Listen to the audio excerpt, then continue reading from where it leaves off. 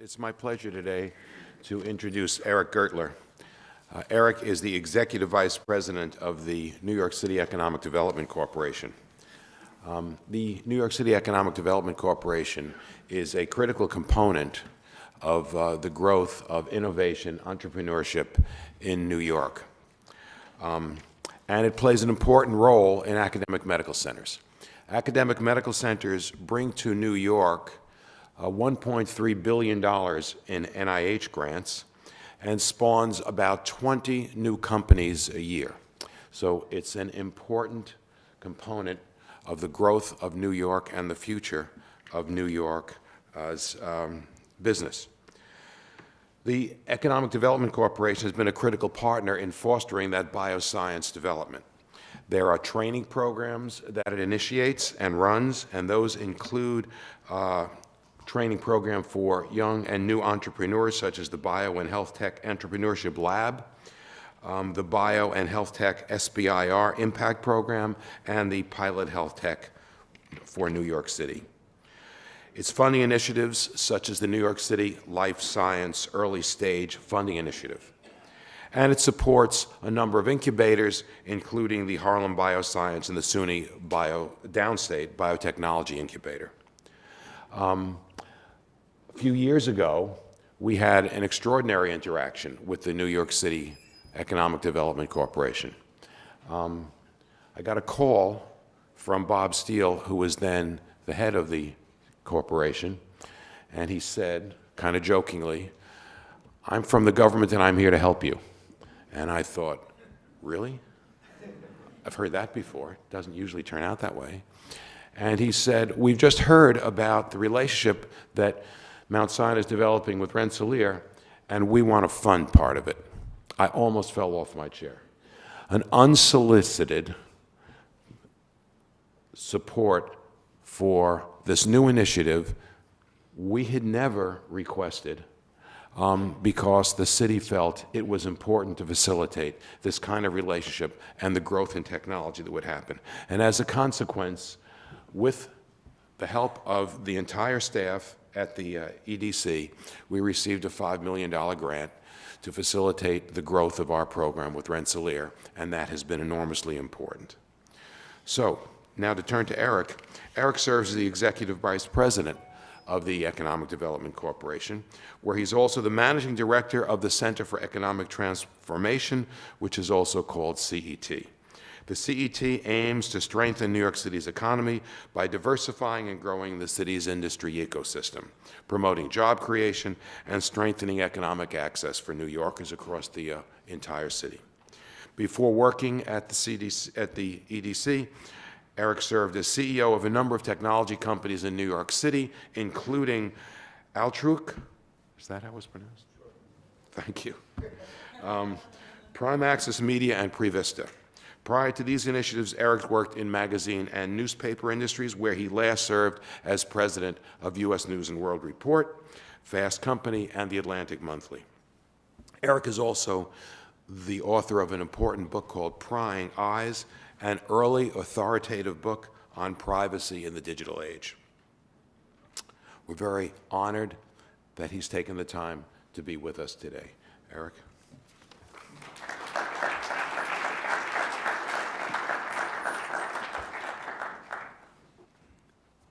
Good morning, and thank you for that kind introduction, Ken. It's not often that people read the introduction exactly the way the Public Relations Department at EDC wants it to be read, so thank you. But to you as well, I just want to say that you have been a great partner in New York City for all the work that's happening here, and needless to say, you're an important employer, but even more important than that, from all of our interactions, you've been a great visionary for where this industry needs to go in New York City. It's been a pleasure to work with you and with Dennis and Jeff Smith, who's been our partner at the Innovation Center and who was kind enough to give me a tour this morning at 7:45 in the morning. So thank you. As Ken said, I oversee the Center for Economic Transformation at the New York City Economic Development Corporation. And, you know, as Ken alluded to, the New York City Economic Development Corporation is focused on strengthening and diversifying the New York City economy, and also making sure that New York City remains the center for commerce and culture in the world.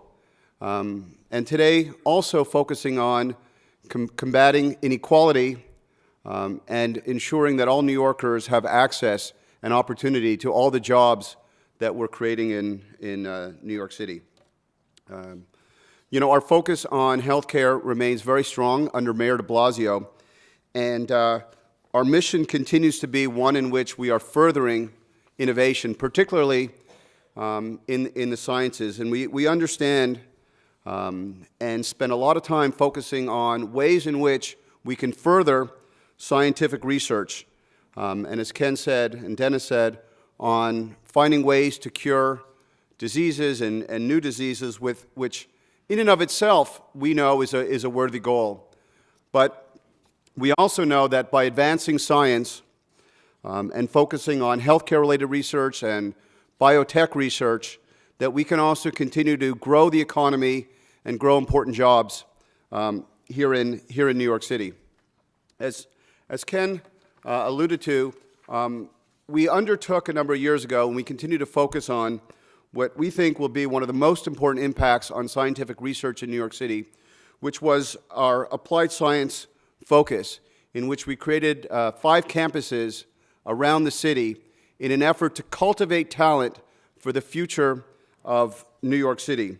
And, in terms of sort of analyzing and doing the work, we project that these applied science initiatives over the next 30 years will double the number of professors, will double the number of graduate students in applied sciences, and nominally lead to a $30 to $35 billion economic impact on New York City. And as I had the pleasure of touring the Rapid Prototype Center and the Innovation, or the III Center this morning, we know and are pleased to see the work that's being done here, because the partnership with the Icahn School of Medicine and Rensselaer Polytech here at Mount Sinai is an important part of that initiative. And Jeff was kind enough to show me some of the technology and some of the amazing 3D printing. I was given a wrench this morning. It was under the city limits of $25, so I was okay to keep it. But the point is that we know that the science is changing and the innovation that's required to keep up with technology, and the changing science is important, and it's why, from the city standpoint, we are extremely pleased to be able to support that type of innovation. When we look at the assets that New York City have, we know that New York is uniquely positioned to be a leader in healthcare and in life sciences. New York is home to many of the leading pharmaceutical companies of the world, like Pfizer and Bristol Myers. As Ken talked about, some of the greatest academic medical centers in the world are here, where great science is being performed every day. We have one of the country's largest healthcare systems. There's growing venture capital, and all of that's important, but what's equally important is the talent, and you in the room that are here every day thinking about ways in which we can continue to push the boundaries of science and find new science and new cures for everything that's going on. And all of that comes at a very interesting time.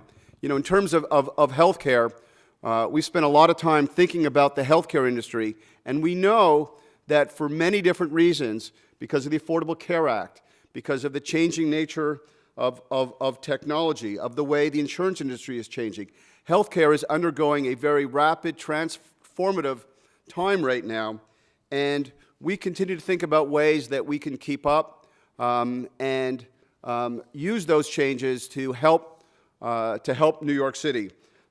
We know it affects costs. We know that it affects the way people now are thinking about real estate, all of which we are focused on at the New York City Economic Development Corporation.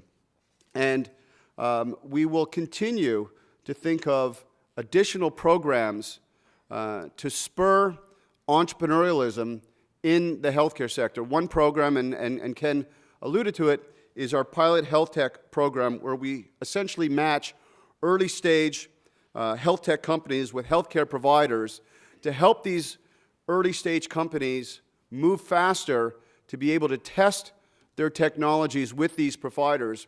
And to date, we've had 21 companies that have been piloted. We've had 3,000 New Yorkers through these clinical pilots, and these companies in the aggregate have already raised $150 million. So it's great to see that these programs help to spur, important entrepreneurialism here in New York. On the life science side, and in terms of biotech, we're also working very hard to transform that industry in New York City. And for myself, I get very excited when I meet the young entrepreneurs in life sciences who tell me that, if it were 10 years ago or even 5 years ago, they would not have thought about developing their companies in New York City. But when they see all the changes that are being done, and we've known for many years that great science is being done here, but now there's a feeling, and I'm going to talk about some of the things that we've done to change it, but there's a feeling that life science companies can now develop in New York City, that there's the right resources and ecosystem to help support those types of companies. Some of the initiatives that we're working on include the Harlem Biospace, which is a biotech incubator up in Harlem. That's one of the efforts that we've undertaken with Dr. Samsia. And what is exciting about that is within the first month, that incubator was full. And that gives you a sense of the growing entrepreneurialism in this area and in this city. We know that to really grow the life sciences sector, we need to have sufficient wet lab space. Right now, we're undertaking, programs to ensure that we get up to about 2 million square feet of wet lab space. We're working on wet lab space at Biobat. Certainly the Alexandria Center, 2 of the buildings are up already, which is added to that. And we continue to find other ways that we can grow the square footage of wet lab space throughout New York City.